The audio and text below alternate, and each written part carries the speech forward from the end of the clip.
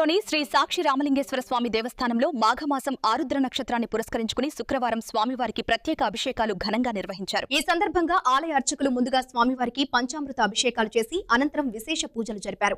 ఆలయం భక్తులతో కిటకిటలాడగా భక్తి శ్రద్ధలతో స్వామివారిని దర్శించుకుని అభిషేకాల్లో పాల్గొన్నారు. ఈ కార్యక్రమంలో మాజీ ఏఎంసీ చైర్మన్ డాక్టర్ మారం వెంకారెడ్డి పాల్గొని స్వామివారికి ప్రత్యేక పూజలు నిర్వహించారు.